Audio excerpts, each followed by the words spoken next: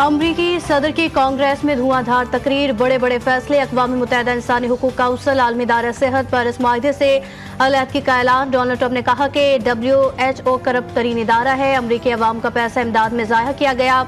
मईशत की बहाली मेरी अव्वलीन तरजीहात है, बाइडन की तमाम माहौलियाती पाबंदियां हटा दी। गैर मुल्की इमदाद मुंजमद मुज़क्का खेज न्यू ग्रीन स्कीम को भी खत्म कर दिया। कनाडा को अब सब्सिडी नहीं देंगे। 2 अप्रैल से जो मुल्क अमरीका पर टैक्स लगाएगा, हम उस पर जवाबी टैक्स लगाएंगे।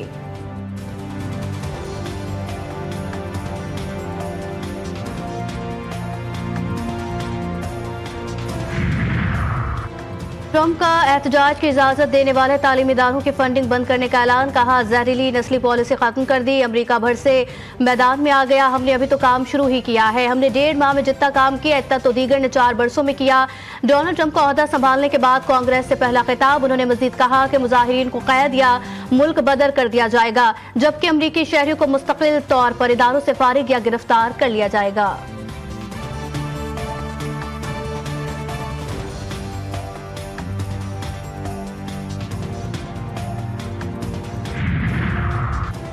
तकरीर के दौरान अमरीकी सदर पर डेमोक्रेटिक का शदीद एहतजाज, शोर शराबा, कई अरकान के हाथों में झूठा के प्ले कार्ड।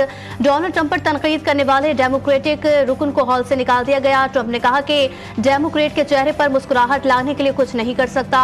उन्हें दावत देता हूं, आए मिलकर अमरीका को अजीम बनाए। डेमोक्रेट मेरे लिए खड़े नहीं होंगे, ऐसा होना नहीं चाहिए। तब्दीली की राह में हायल ब्यूरोक्रेट को निकाल देंगे।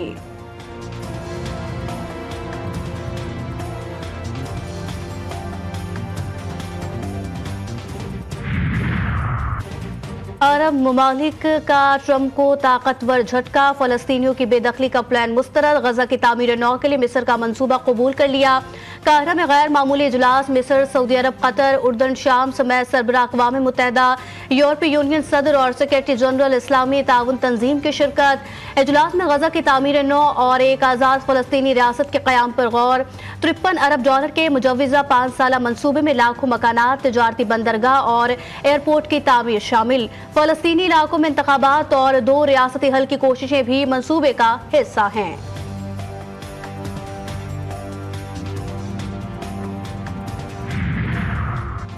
मुल्क भर में मौसम के पैंतरे, शहर ठंडी हवाओं के झोंके, बालाई इलाकों में फिर बर्फबारी, मैदानी हिस्सों में बारिश जारी। बलोचिस्तान के मुख्तलिफ अजला में यख बस्ता हवाएं, कराची वाले भी हो जाएं दोबारा तैयार। शहर का हो गया है राहत से माहौल ठंडा ठार।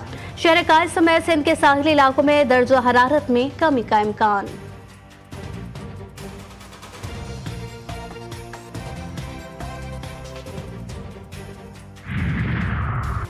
और चैंपियंस ट्रॉफी का दूसरा सेमीफाइनल आज लाहौर में न्यूजीलैंड और जनूबी अफ्रीका के दरमियान खेला जाएगा।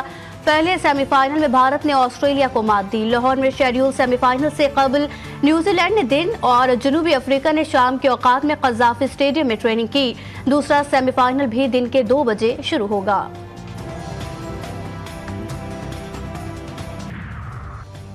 भारत 5वीं बार ICC चैंपियंस ट्रॉफी के फाइनल में पहुंच गया। ऑस्ट्रेलिया फाइनल की दौड़ से बाहर। दुबई में खेले गए पहले सेमीफाइनल में ऑस्ट्रेलिया के 265 रन का हदफ भारत ने 6 विकेटों के नुकसान पर पूरा कर लिया। विराट कोहली ने 84, श्रेयस अय्यर 45 रन बनाकर आउट हुए। KL राहुल ने 42 रन की इनिंग्स खेली। रोहित शर्मा और हार्दिक पांड्या ने 28 रन बनाए। वनडे और T20 स्क्वाड का ऐलान। मोहम्मद रिजवान वनडे के कप्तान, सलमान संभालेंगे T20 की कमान। न्यूजीलैंड के खिलाफ स्क्वाड में 4 बड़ी तब्दीलियां। मोहम्मद रिजवान और बाबर आजम की T20 से छुट्टी। हारिस रऊफ और शाहीन शाह को वनडे से बाहर कर दिया गया। हसन नवाज, आकिब जावेद, मोहम्मद अली और अब्दुल समद की स्क्वाड में शमूलियत। आकिब जावेद दौरा न्यूजीलैंड में अबूरी हेड कोच बरकरार। मोहम्मद यूसुफ को बैटिंग कोच मुकर्रर कर दिया गया।